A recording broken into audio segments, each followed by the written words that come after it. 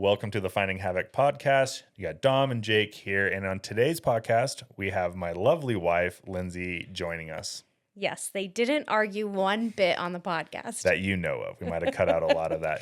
It's probably the most serious conversation that I've had with her in the 15 years of marriage that we've been a part of. But it's a really good conversation, actually just talking about how HAViK came about, how our relationship was a little bit affected with that, and also what she's kind of into. Yeah, I love that she was able to give us so much information about AI because I use it, but I don't really know about it. So I liked having her thought process on how she's teaching it in universities. She's definitely obsessed with it right now, but in a good way. I'm really excited for her. She's has a little bit of an addictive personality and is really driven. And right now, this is what she has her teeth sunken into. Amazing how you guys are married. Yeah, we are kind of cut from the same cloth in some ways, and in some ways not at all. It's a great opportunity for me to also learn things from her, and we're going to hear about how that AI learning is kind of transferring over into HAViK as well. Yeah, and of course we had to touch on, because she's from Canada and didn't grow up with firearms, we had to touch on how she thinks about it with raising your guys' child. Yeah. So hope you guys enjoy. Let's get into it. They lost the tools, they lost the way. Now they're calling for help every damn day. While some still sharpen steel and mine, step out of the flock. This is Finding HAViK. How do you feel like HAViK's going? I think it's going well. I think that from what you're doing and the amount of effort and work and Dom's right here, time that you're putting into the company and the ideas that you've come up with and the vision you have, I'm impressed, but also not impressed because it's you and I know you, so I expect that. But it kind of goes back to the I know you're gonna give everything you can, right, and do everything that you can. And so I'm seeing that. So I think in that respect, it's going really well. I'm excited for you guys. I think that you're starting to get your name out there and you just got a really big order, which is pretty awesome. So, but I don't have anything to compare it to. So it's really hard for me to know other than just my own, I think it's going well for you guys, right? It feels like it ebbs and flows like everything. But yeah. I think overall. I mean, orders are definitely ebbs and flows. Right? Yeah, right, yeah. The building of the company itself, I think, has been really awesome. The things that the parts that you put together in a year has been awesome. Yeah. Has been much grander than what I guess I would have expected. What do you think? How do you think HAViK's going? Oh, there's some days I think it's going great, and there's some days it's not going well at all. Right. We had a stretch where we got to tunnel vision on a couple big things that were kind of happening for the company, and we kind of took our foot off the gas. And Bobby and I had a really great meeting about that, and we're on the same page. The best part I have is having Bobby so tight and stuff, and we talk every day, and we had this moment where we had a couple large order potential things that we were having great conversations, and we got those from really pushing hard on pop-up events and trying to get our name out there and try to get the brand out there. And when we did that, all of a sudden, that's every single time we talked, we only talked about those three things for a month and a half. And then I ended up having to go to Canada, and I was stressed to have to go up there for 4 days. And when I came back, I missed nothing for the company. I mean, I've built a lot of inventory. I've worked really hard behind the scenes to the point where I didn't need to be making a lot of product. But coming back and having missed nothing, sent me kind of a little bit into a dark mode of being well, shit, dude. We're almost a year into this company. I'm just gonna say that. We're almost a year. Just keep changing the timeline as we refer we're to it. 6 years in this company. Yeah. And I'm for me to miss 4 days, 5 days when I'm the only person that makes things, only person that's really fulfilling orders. I'm that's not good. That's bad. And so I spent the rest of that week where I wasn't even in the shop. I was sitting at our dining room table, just trying to like, let's reset, let's come up with a new plan and really get back to getting the foot on the gas pedal. And I think I have now. Bobby and I, ironically, the 3 big things that we were talking about, like 2 of them came to fruition after we did this conversation, which we'd been waiting like a month and a half for them to do, which takes a lot of pressure off of us from like a financial standpoint. But then at the same time, like now we have this like great goal and we have a little bit better financial situation. I'm like, well, now we're really set up for success over the next like couple months. And just talking to like other people that are starting up businesses or have in the past, like those high and lows are like what separate people from, I guess, deserving a small business or like a business or not, because they'll give up in those moments. So I don't know. I guess that's a very long-winded answer of saying that I think it's going okay. I'm impressed by your handling of the anxiety that goes into starting a business. My problem is in anxiety. It's like I have too many answers. It's what do you call that when you have like too many directions in which you can go? It's like paralysis. Look that up, Dom. It's like a paralysis for Decision making? decision paralysis. I think it's called decision paralysis, right? I'm pretty sure. That's been my problem. Decision paralysis. Even when I came back from that trip and I realized that we'd been at a halt for a month and a half and I like came out of the like tunnel vision, I was like, well, shit, like, what do I do then? And like, I sat down and like, I wrote everything out and I used AI, which I want to talk about AI with you because that's your new world. But I used it to like just dump information, like every option for the decision paralysis, right? Categorize it and then try to get it into a position where I could start assigning priorities to them. And so that I could get a direction of being like, I only have so much time per day, right? Like realistically, like 14 hours is a day, 15 hours just with family obligations and stuff is like my max. And I can only carry that so many days a week. And that's worked really well for us. I think we have a good balance of like family business time. Now that I was able to do that, I put it all in a doc and then I was able to clearly articulate it to Bobby. And that got us on the same page. And so I feel better right now, but for the last like 2 weeks, I felt like overwhelmed with, I don't know where to go. It's like, you're standing on like a grid of tiles and some tiles you're going to fall through and some tiles you're going to stay steady on and you can step anywhere. Like, I don't know where to take a step. Now it was like, I allowed myself to like kind of pick out where I want to go. And I think I have a better like 6-month-ish target right now. I don't think that realistically going out past 6 months for us right now is realistic. I think we have like the year goal right now of just being like well known in Reno, like the calendar year. So like by December, I want Reno to know the name. I want the first responder program to jumpstart again. I think that we took our foot off the pedal there. And then we have some good like product goals and marketing goals now kind of set up.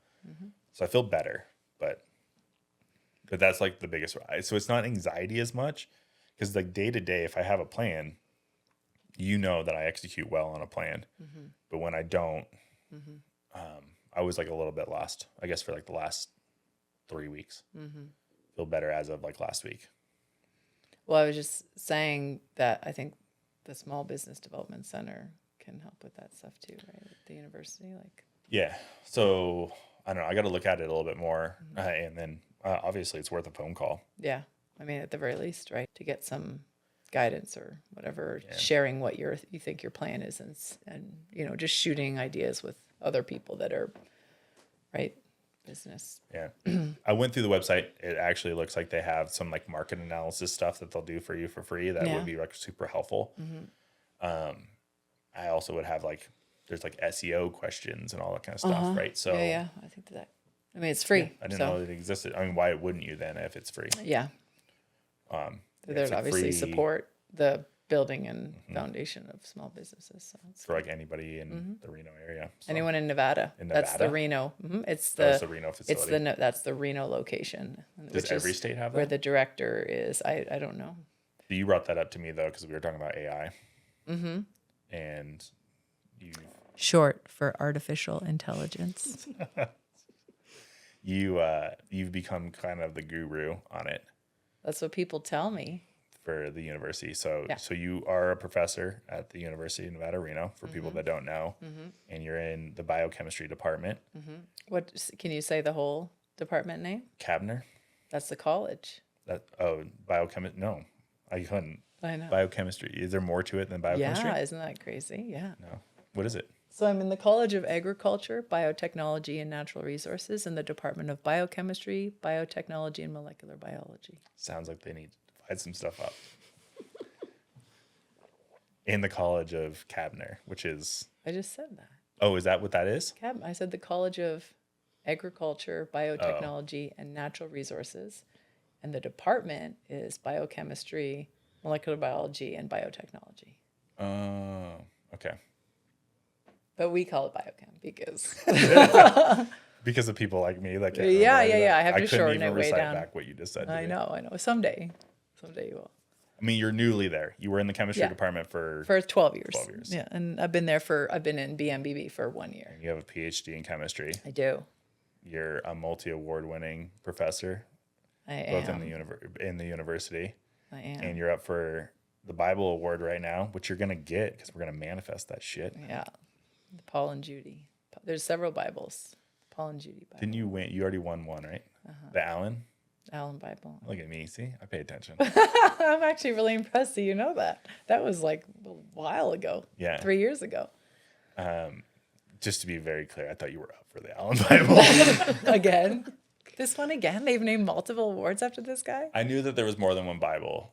I thought that There's I thought even the more other than one- 2 different colleges I found out. There's Have different- other Bible awards. Yeah. So it's very influential family. And this is like a pretty cool award, right? Because it's university wide, and you have to be nominated by a student, and so it's just vast, right? Because there's college level ones, then there's university level ones, and then there's state level a state ones, one, yeah. which you've been up for but Yeah. have not gotten yet, and you will because you just gotta wait your turn.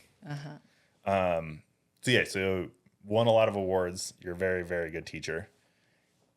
The thing that you're doing now, which you're teaching me a lot of stuff that I'm using for HAViK, which is AI. So you got me onto ChatGPT, which a lot of people know what ChatGPT is now because It's mainstream. It's being mainstream and stuff. You have gone to a lot of different conferences and are using a lot of different tools for your teaching, right? You're bringing it into the university. I guess just maybe touch on what you're trying to do in the university so that people kind of know. Oh man. I have to think about the context in which I want to share this, but because I could talk about AI forever. So because I'm gonna like be specific, it's actually generative AI, which is my specialty. AI is like a huge umbrella term, right? So generative AI is what people are now like using mainstream, which are like ChatGPT, which are these large language models that are just predictive. They just create predictive text and things of that nature. And so my background or my passion in my teaching has been incorporating like research-backed teaching techniques and pedagogy into the classroom, right? So as new tools emerge in education, like how do we adapt and how do we change our teaching to the tools, to the new students, things like that. And so then when generative AI came out mainstream, and I think it was 2021, I was really interested in it as a teaching tool, or just more just like, what is this thing, right? First, that was the thing, is I'm curious about what this is, because you hear all these people like, oh my God, it's taking over the world. And you're like, it really can't do what people think it can do. And then I just kind of became like obsessed with it. And I did this deep dive into like learning everything that I could about it.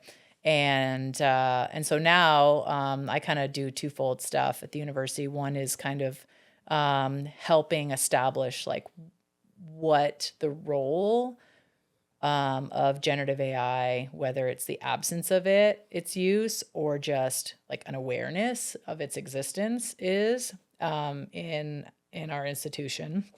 And also thinking about like how I can use this tool to support like my students' learning. And so one of the classic examples that I'm kind of known for a little bit, or becoming more known for at the at the university, is creating a custom chatbot for my students in a class where I basically put in all these guardrails to this chatbot, and I customize it for my class, for my students. I don't want to give them the answers. I only want you to pull from my content. I want you to help X, Y, or Z act as facilitate between a tutor and kind of helping them with quizzes and things like that.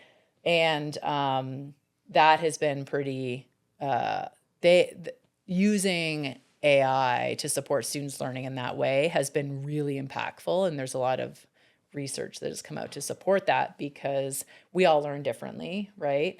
And so being able to like have an AI tool teach you a difficult chemistry concept as if it's talking to a 9-year-old or a 10-year-old, or with a Pokemon reference or a sports reference, right? Depending on what, who it's engaging with, is something that we've never been able to do before. And so now people can learn things in ways that they've never been able to learn, right? So that's kind of like my big thing. I also cover a lot of academic integrity stuff at the university. So one of the other roles is I'm the faculty liaison for academic integrity, which basically means I support faculty as they're trying to navigate concerns around academic integrity. And AI is obviously a big conversation with that one. And so trying to help faculty navigate that landscape is something else around the AI. So like one thing that we've talked about a lot is that people's resistance to it is very similar to like when the internet came out. Mm-hmm. And could you imagine now? Yeah. Like thinking like, oh man, I was totally an anti-interneter, yeah. Right? And like how silly that would make you feel now. It's in your pocket, right? And yeah, I mean, yeah. I think that you've not that I was ever against it, but you made the point very early on that. And I'm like, yeah, you're totally right. You should get on board. You should figure out how to use it correctly, just like the internet, because the internet, right? We have this. It's everywhere. Like, it's changed the world, right? The internet has changed the whole world. In the same way that, AI is going to as well, right? Already has. It already has, and it's going to continue to. And so I've definitely brought it into HAViK from you. Yeah. And I wasn't using it before. Yeah. So I've only been using it for a year where it's helped me frame my thoughts, right? Where you show me like, hey, like you go into chat and you're like, hey, I want you to ask me one question at a time. And this is like the goal. I want you to frame this thought process for me so that we can put it into, say, a mission statement or whatever it is. And it's really, really good at just like almost being that like assistant that can just really cleanly give you something back that is tangible. I use it all the time. Like I just talked about a second ago, I had a million things in my head and I didn't know which way to go. And so I had it just break it down and help me. And it didn't make any decisions. It's shit in equals shit out. And I was able to give it accurate things to get me what I wanted. I spent 2 hours doing it, right? Where like one question at a time, really breaking down my thoughts because I didn't even know. But we've used it. I mean, the website for HAViK, I didn't do the website. So Leah does our website with Moonshot Design, but she yields, like she's doing a great job of learning AI for her practice because it is going to become a thing. So she better get on that train now or she's going to be in the dust. She's doing a great job with that. And we talk about it all the time where she's learning these new little tricks. She's redesigning her website right now. And she's like, man, you wouldn't believe all of this stuff it did for me. But you have to know how to do it yourself in order to get it to do it. If you give it shit, then you're not going to get anything good out of it. And I think that that's also what you've been kind of framing a lot of the education side of things on too, right? Or you're telling professors like, hey, like you're telling other people at the institute, like this is like, if you frame it correctly, you can use it to be a really, really great TA and essentially take your information and give it to the students at any given time where they can ask any question at any level, and it's going to be able to match that level and really elevate that student's learning. Why wouldn't you use that? It's no different than a book. Yeah. Hi, Layla. Hi, sweetheart. Yeah, I mean, there's two kind of ways to think about, right, AI in my like career is, right, one, like faculty learning to use it for their own, like to support their own classes, right? Like where they're using it as a TA that maybe can help students tutor, right? Or like to help support some of the modification of their materials or their classroom approaches. And then there's the other side of teaching students to use it, right? And so like that's a big I will die on the hill that we need to teach people how to use it properly, because which is one of the things that I'm really trying to, messages that I'm trying to get across, because regardless of what we as educators do, students are still using it, right? And if no one's teaching them how to use it responsibly and ethically and to actually support their learning and their future career paths, like there's no one else to do that. Isn't that the whole point of a university, though, is to teach a person how to think critically about sure, a certain 100%, right? So then and that makes sense, right? You would teach it absolutely them does, yeah. how to use the tools of our generation. Yes. When they came out with books, people taught people how to read, and they taught them how to use the books, right, Yeah. for information. Yeah. And then they had libraries, and people taught them how to use the Dewey Decimal System. Sure. And then they came out with the internet, and then people learned how to use the internet. This is just another phase to that entire big picture that's kind of happening. Yep. And really, like, an important part of that too is that industry is starting to require that, right? And so if our job as an institution is to prepare students for the careers that they are going into, part of that is going to be generative AI, even if it's not necessarily like, because so many faculty, right, don't know how to use it, right? We're all in the same boat, right? Like, it's not like it's been around for us longer than students, right? We've all had it come around. It's only been around for like 5 years, right? Generative AI. And so, it's even if it's not, oh my gosh, I'm going to teach them how to use it, because I know, it's just, let's talk about the ethics of using it and when we should use it and when we shouldn't use it, right? Like when the human needs to be in the loop in the decision making and when it can help us, you know what I mean, kind of propel our work forward. And so that's like a pretty important aspect is that. And actually there's, I think if you look up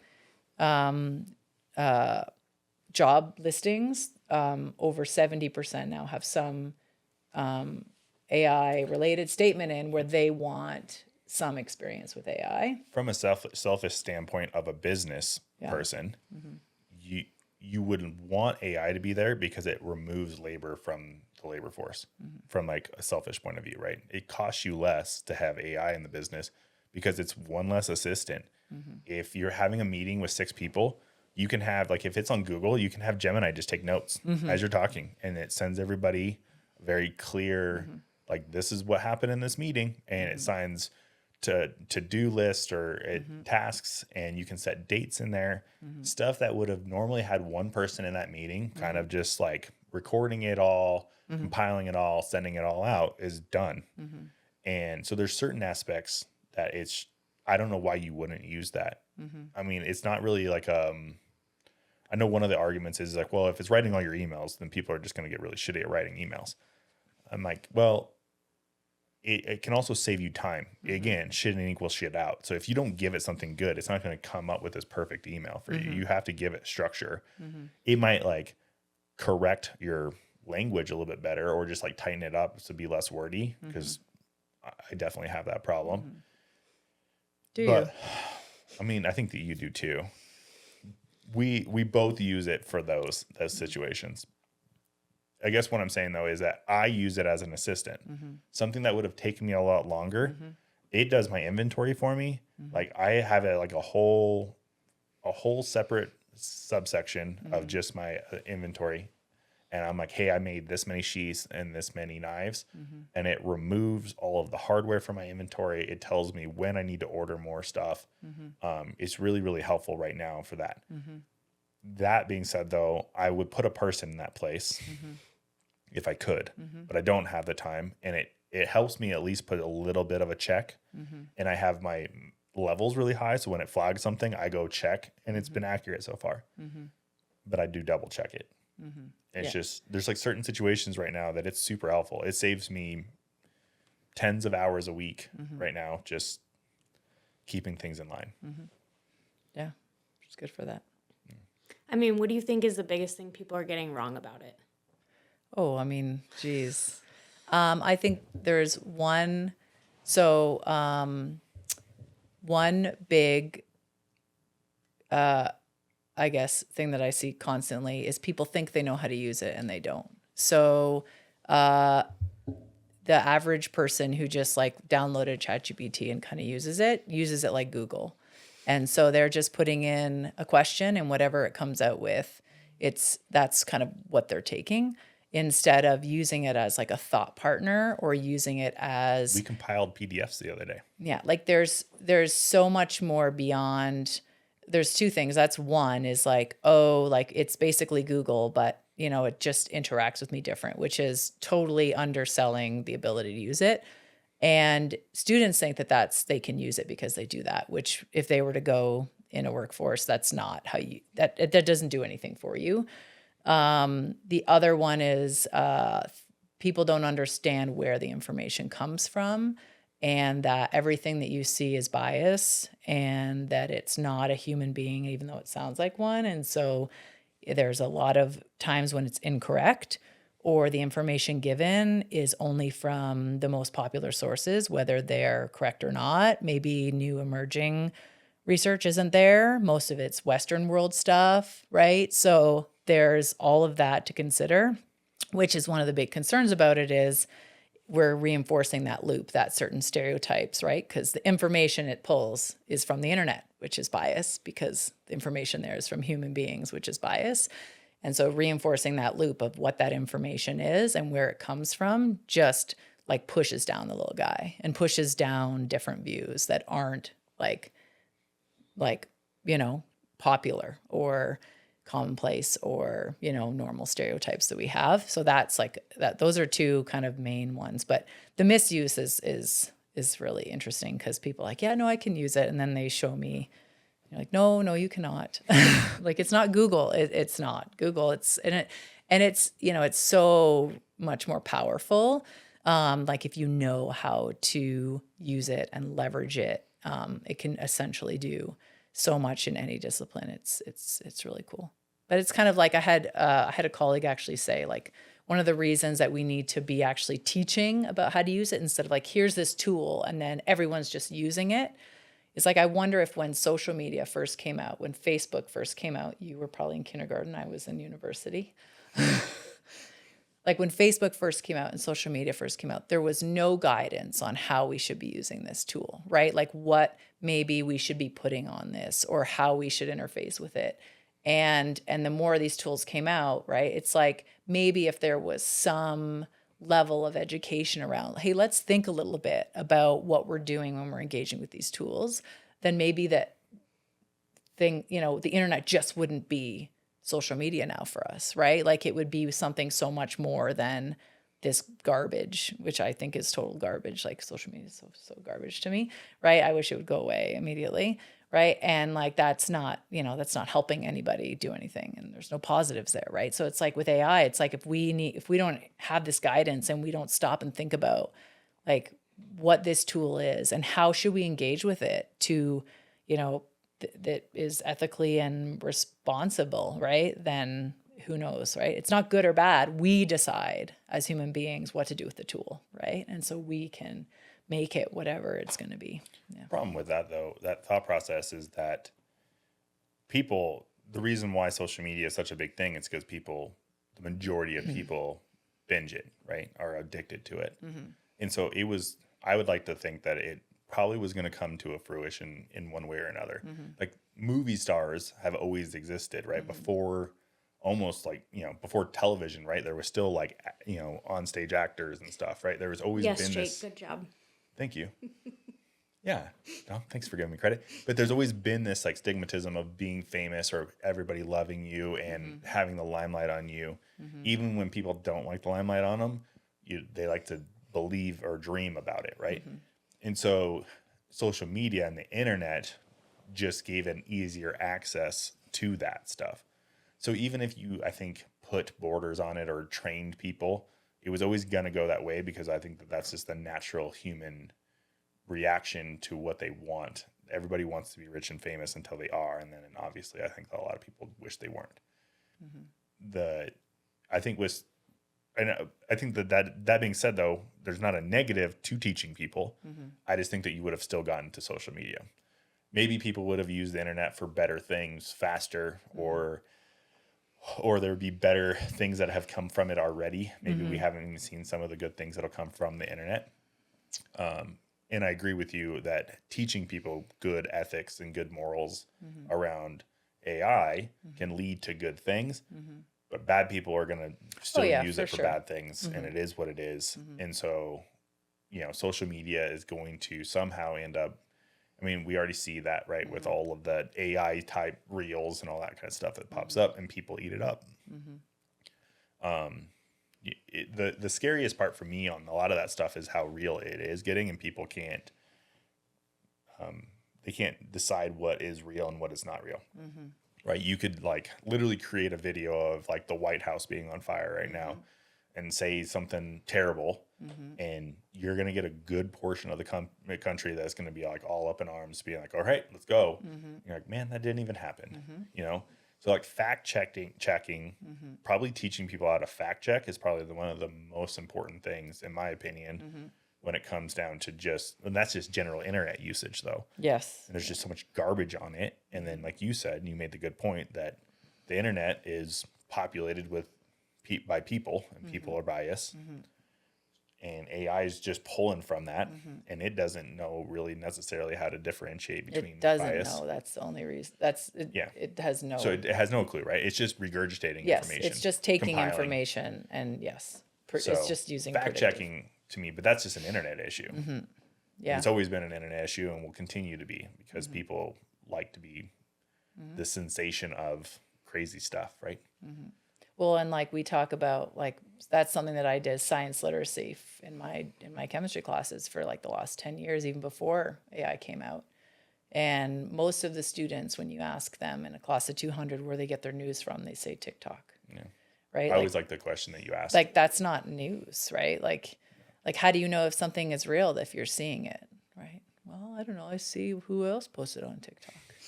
Well, if this so-and-so posted it, then it must be true. I'm sorry, what? Yeah. I like the question though too that you have of H2O.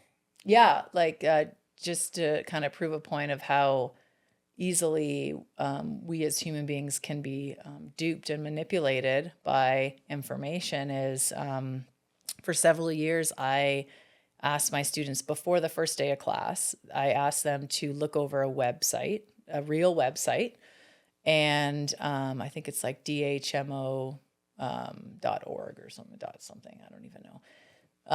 And it's all about dihydrogen monoxide. And so I asked them to look over all these facts about dihydrogen monoxide. And, they're all real facts. They're all real facts about it and all of these horrible things. And, it kills you by inhalation, and it was found in these horrible areas of the world, and it's in all of the schools. And then It's toxic. It's toxic. And then I ask students in a class of 250 students who would sign a petition to ban dihydrogen monoxide. And more than 80% said that they would. Well, dihydrogen monoxide, so dihydrogen is 2 hydrogens, monoxide is 1 oxygen. So it's water. H2O. It's H2O. And so like people would, like you give them the right information. You turn it in such a way that gets you what you want. And you can get people to do whatever. And so I'm like, oh, great. We'll all ban water and then we'll die. So, I mean, I think you having that point of view, but then also being on the AI side is like the best case scenario, right? Because there's a lot of people that are not going to have that point of view and also be pro AI or vice versa. And so that's the trouble with that situation, is that that it can be phrased incorrectly. That people can be duped. And so you're trying to be like, how can we like safeguard us as much as possible, even though it's probably it's an inevitable thing, but we have to like try to put some borders on it. But yet you're like, it's not going anywhere. No. So like, don't fight it, because that's a fight you're going to lose for sure. Figure out how to use it or how to understand it the most, because that's the best case scenario for you to be able to control how it affects yourself, in which I totally agree. So, I mean, I use it definitely like Google sometimes, but I mean, why not? It's just an easy play. Normally it's up because I'm already doing something on it. Instead of opening up another tab, I'll be like, I need, I don't know, whatever. I need, I use it sometimes to pro con machines that I need to buy. It'll like, I'll have it check reviews and that's a little down. different than just making one search. It's like it's a super Google, right? Where I can have it search Google and then break down the information and then give me like a top 5 list based off of my criteria of price, reviews, durability, or whatever I'm looking for in that particular. Say I'm buying sanding belts or something. I do it all the time. But then sometimes I'm also like, you know, who's Kim Kardashian dating right now? No, I don't. It's Lewis Hamilton, which is, I only know that because I'm an F1 fan. I don't know. I'm really excited about the AI stuff, and I feel like it's kind of cool that I have an inside man. Me? Yeah. I'm the inside man. Inside woman. Yeah, I mean, it's everyone's like, oh, we can't, we have to stop it before it's here. We have to something before it's, I'm like, it's already here. It's already everywhere. It's been here for how many years? I mean, AI has been around for more than 50 years. Yeah. The generative AI, which is mainstream, this really got rolled out, I think, in 2021. But it's infiltrated. But it's been around longer than that. They had it around. Yeah, that's when it longer first than made public, it where was people could public. use it. Yeah, so it's just kind of like, yeah, I mean, we use AI every day. There's actually a really good article, a New York Times article of 24 hours without AI. And it's physically impossible to avoid it because it's everywhere. Like even the water you drink, the water treatment plants are using artificial intelligence to, right, help filter your water or do whatever. Like every little thing that you engage with, there's some tie to AI. And so like it's just so prominent everywhere that it's just, it is here. But I like the idea that this isn't a technology that's been built for us and we are being told as humans how to use it. It's here, but we get to decide how we use it, right? Like there are no rules. There's no manual for AI, right? Like we, depending on our perspectives and we are the ones who are deciding what we can use this for, right? Which I think is a very powerful thing. Yeah, for sure. Because we've had basically every guest on here talking about hunting and kids and all that. And you've talked about your side with Nico and hunting. We should get your side. Yeah, I think I have stuff to say about that. Especially because Jake said you're more like not anti, but... No, I think like, that it's... Not anti-hunting. Not anti-hunting, but like, It's not your thing. Anymore, really. No, I think that it's actually really a conversation to have how different our backgrounds are around firearms and hunting, which like we've talked about before. The only reason I feel or felt the way I did is because of the environment I grew up in, and 100%. Same with you, right? Like we could have, if we were flipped, if you were living with the Monroes growing up, you'd have a very different viewpoint on those things, right? Like, the way that I grew up, I never saw a gun in my life until I was in Nevada, right? Never once, never thought about them, never knew anyone that owned one, none of that, right? And I didn't really know anyone that hunted either. And the things that you're seeing about them are all negative things. Yeah. I would absolutely say that when we met, I had a more like negative view on hunting and the use of firearms. And then over time, one of the things that has been really kind of neat to see, because we don't change very much as human beings. Like we are very static. It's very hard to change somebody's mind and have someone like change their perspective or allow another person to, right, or people to change your perspective on something. And so I think that's something that I have changed. Hunting is no problem for me anymore. I completely understand now. Like, I think it's more like just not understanding, but there's also, I think, I mean, not everyone is ethical hunters either, right? So I think it's just My argument understanding. on that is that the people that are not ethical hunters are poachers. Like they're not hunters, Sure. right? So there's different Sure. there's Yeah. different categories. Totally, 100%. And so I think that, I just didn't, I don't really know what I thought because I didn't really think much about it, but it wasn't a positive thing. And then now I don't have that same, perspective. There's definitely some animals, like I really hope you never kill because I love them and I don't want you to ever kill them. Like, I don't want you to kill a moose or like, Oh, I'm putting in for moose. I know, but I don't want, that would make me sad We'll put a because, big moose head in the house. I'm a moose. And like, We do talk. This is a sidebar, but we always joke about our spirit animals. And I'm like a beaver, and Lindsay's like a moose. yeah. And that And there's more, you should explain a little bit. Go ahead. Yeah. So the hardworking beaver, a little fun fact about the hardworking beaver is that many people don't realize that a beaver's teeth are constantly growing. Do you know this about No, a beaver? They are constantly growing. And if they do not chop wood with their teeth, they will die. So they have to constantly be working and building dams, like obviously for the ecosystem, but also for their survival, or else they will grow too big, they won't be able to eat, and they will die. And that is my husband. He is the hardworking beaver who cannot stop, or he will die. Like, It's true. A truer statement has never been said That about- makes sense. about Yeah. any human being if on we go the planet. camping or on a vacation, I'm like You I'm are like, you I'm gonna are go for a about to run. you're starting to die. I'm looking for something Yeah, to do. yeah. And then I am a moose. And if I don't know if you've ever seen a moose, but when I saw a moose, I've seen a moose a couple times, but I've only watched a moose, been able to watch a moose once. And watching that big old gangly son of a bitch in the pond, just so uncoordinated, so majestic, just Eating grass, water running off of pouring its down its head, antlers. just like living its best life. I knew that was me. I was like, I am the moose. And then there's this little beaver next to me who's like dying to stay alive. Yeah. The nice thing about those two is that the moose likes the habitat in which the beaver creates. Yeah, 100%. There's a little bit more to We it. are we Don't give us that face. we That was very coexist, cheesy. We coexist. right? Where we have a symbiotic relationship. Anyway, I can't We believe you rely wouldn't on want me to each kill a other. moose. No, I like the moose. Well, I get that moose tag. You better believe I'm going to get one. Like in the same way, I wouldn't want you to kill like a panda bear.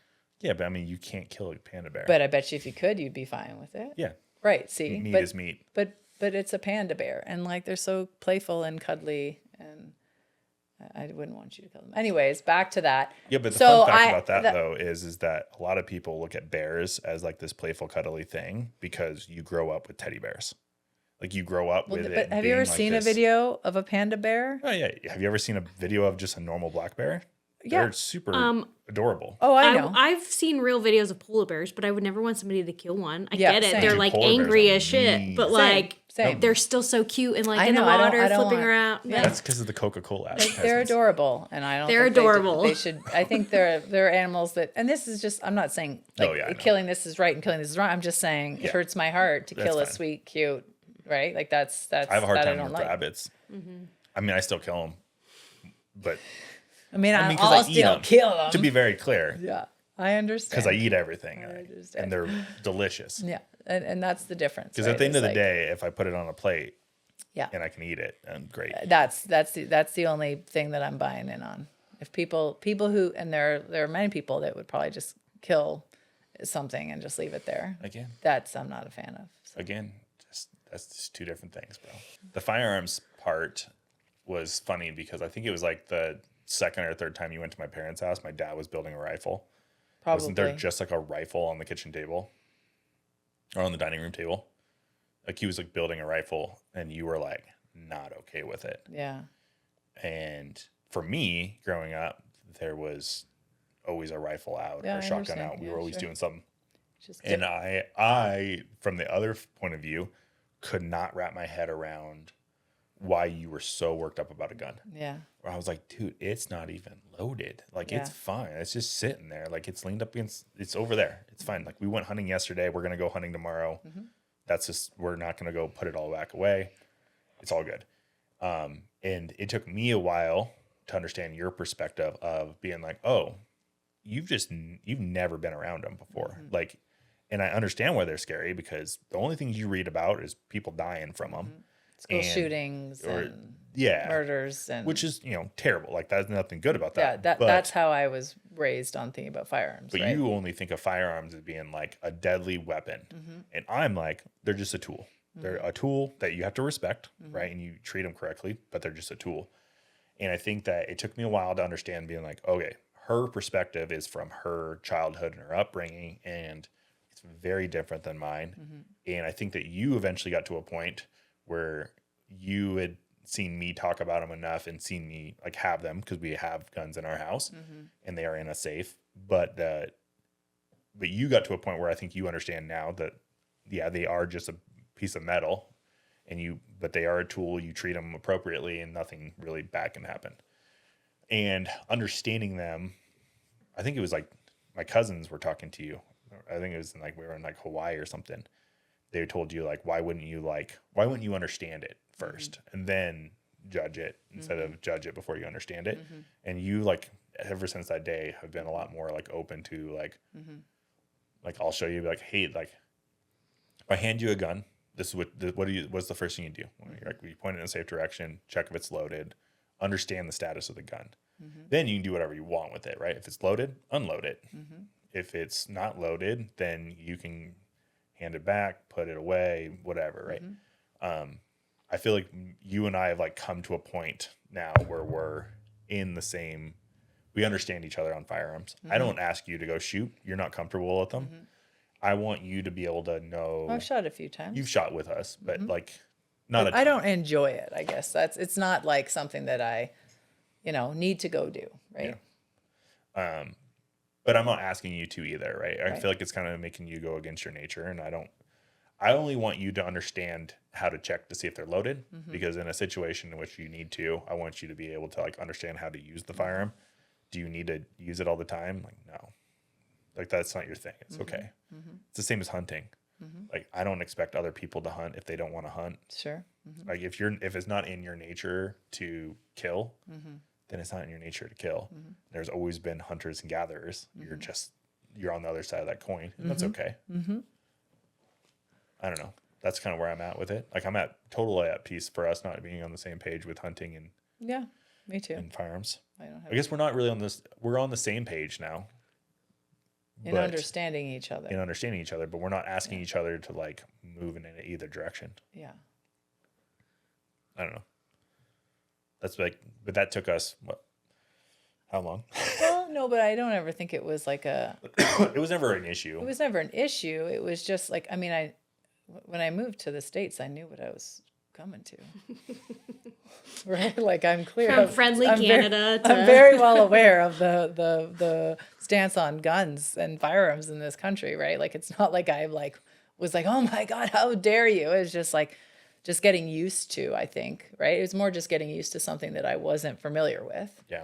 Right? Not like, oh my God, like this is like this, whatever, X, Y, or Z. The last time I've like spot checked you though, like with the pistol, where like I like test to see like, okay, check. You've been much more of being like, you take the firearm, you point it in a safe direction. Like, I've seen you be more comfortable with that spot check. Yeah. Than at the very beginning, you're like, you didn't want to touch it. I could see you like it was something gross. Yeah. Now you're just like, okay, like I don't remember what to do. But I still don't want to touch it, but you do. But I will, right? Like, I'm still not interested in, like, I don't know. It's not my thing. Yeah. But again, they're in the house. You should definitely have an understanding of them. I mean, for me, most of it too was like, it's not even just that they're in the house. Like, I live in a country now where they're everywhere, right? And I live in a state where they're everywhere, right? So it's more just like, might as well know a little bit about them because that's where I live now, right? It's no different than AI though, right? You shouldn't understand. People that are scared of AI. Yeah. It's mostly just a misunderstanding. 100%. They should just understand it. Then they can put borders on it however they would like. but you almost need to like know it first. Sure. Right? But that could go for, I mean, you could name 40 different things that if people had more understanding or trying to day. approach, right? Like other people's perspectives and their viewpoints, I mean, which nobody does, right? And It's again, very hard to do then. but it's all rooted from where you came from and how Yeah. you grew up Yeah. and where you're structured and stuff. It's, Right. But I mean, the ability to change isn't rooted where you came Yeah. from. That's a human nature of like, Yeah. right, changing your mind to be open to other perspectives, right? I mean, Whether there's it's like, guns or not, right? yeah. I mean, it's that deal. Like if you were born in Nazi Germany and you were of a middle, like a young man, Yeah, the odds are pretty high that you would have been a Nazi. 100%, Like it's not, sure. it's, you can't think of yourself. You're just a person. Yeah. And you're a And you're product of your- manipulated by you're a your product of your environment. Yeah, yeah, yeah. So, and that took a little bit of time, I think, for us both to like see each other's like product of our environments, and then we're like cool with each other. Yeah, And I'd it's say a not little like bit of time. yeah, because I think for a long time, like some stuff was like, oh well, I felt like you were wrong, and you felt like I was Or wrong. you versus felt like I was pushing an agenda on you. yeah, versus like understanding like, oh, your perspective's different because this is how you were raised, and my perspective's different because this is how I was raised. Yeah. We could probably wrap it up with a different HAViK question. If HAViK fails tomorrow, what do you think about this whole journey? Oh, I've told him this. I tell him this stuff in my In my- unsupportive in your uncle way. In your uncle way. God, I may hear about that for so long. Yeah, like what You a, are. what a That was shitty. that was a weird comment. that was See, I- super weird. If like, you go back on the tape, I said I was going to get in trouble for it. well, you, I still stand by it. I think that you support me in a parent way. Maybe I shouldn't have said uncle. no, even was too parent. How about in a way that is like unexpected for you? There's no parent. You can't even put parent support in a box because parents are so different with their support to their kids. So guess saying it's a parent way, Supportive like a parent of being like you're watching your kids do something that you're like they might learn no, what and not I to know do here that, in a but there's situation. also parents that don't support that way. So saying you're supportive as a parent is too That putting type it. of parenting is what I'm talking It's about. too weird. I feel like you were probably a mama's boy and your mom hovered anyways. Honest to God, Probably. yeah. I just the uncle. I And am no meanness to 100%. your mom. No. I am actually 100% a mama's boy. But What was I? If HAViK fails, it will be soul crushing for Jake, 100%. But I actually will be okay with it, only because I will know that. I mean, I won't be okay with it. I will be heartbroken for Jake, in but a parenting way. in a creepy uncle kind of way. I'll be super broken for him. Probably console him in a similar way, apparently. Oh, it's windy. Windy, I will be So I will be very heartbroken for Jake, but I will also feel okay because I will know that if it failed, it wasn't because of him. It wasn't because of lack of effort. It wasn't because, like, in my mind, if it fails, then there was absolutely nothing that he could have done to prevent it from failing. Because if it, like, I think that he is, if this is going to work for anybody, it's going to work for him. And what he has with Bobby, that combination, I think that they have the exact combination that they need to make this work. And so, like, even though it would be devastating on other levels, and I hope that he would see this too, and knowing like that he did everything, right? Some level of like, I did absolutely everything in my power to make this work. And the reasons that it didn't work were out of my control, right? Either the economy or, right, there was just something that had nothing to do with the effort put into that. That being said, it's not going to make it feel any better, but that's kind of how I view it, is like, if it fails, it's not because of like anything that he did, you know? And I think that he has the best chance to make it succeed because you're a hardworking beaver. Follow-up question. Like the moose ain't starting a company. If it were to fail, I'm not saying it's going to. How I was mad like, are stop you? saying that. How mad are you going to be when I want to do it right again? Just pick another thing. I won't be mad. Yeah. As long as I think that, see, that's where my whole we get one life and we need to live for right now comes in. And I say that all the time with like We need to go and do these things and live in our moment and not stress about this, that, or the other. That falls into that bucket for me. It's like, I will always be supportive of that because like, I'm very attuned to like, we are totally meaningless on this planet, right? Like, Yeah. right? Like when we're gone, we're gone. And like making sure we live our life for us in a way, like obviously we need to create a life that we can do that with, but like putting our needs as part of that, right? And making sure that we don't die having worked 80 years in a job that we hate and have nothing to show for it is not a life that, right? That I don't want to spend my life working. I don't even want to, I want to remember the other parts, right? I want to create a life that is outside of that. And so for you, that is this, right? And so I would always support that, you know. We'd have to be creative. If we have to be creative, we have to be creative. Like I wouldn't, you know, I mean, I've been accustomed to a certain standard of living. But in a way where I'm like, I don't want to sacrifice, like, you know, I wouldn't want you to, for me, it wouldn't be worth it if you were never seeing your family, right? If we could never go spend time together, right? To me, like, and I would understand that maybe you're a person that would need that regardless, right? To function, but I wouldn't be okay with that. Because I think that the whole point, right? Like I tell you this all the time. I think that like I'm so proud of our life right now. And this is like, there's nothing that I want because I think like for me, You want to deck around your pool. We have all the things that we've ever wanted. We have more than all the things we've 100%. ever wanted. Yeah. And so like, you know, I feel that very much. So it's kind of like I don't want to lose those things to pursue, you know what I mean? Like it would have to, you know, but at the same time, I support I wouldn't put always us in a position what where you're we'd have to doing. lose. Yeah.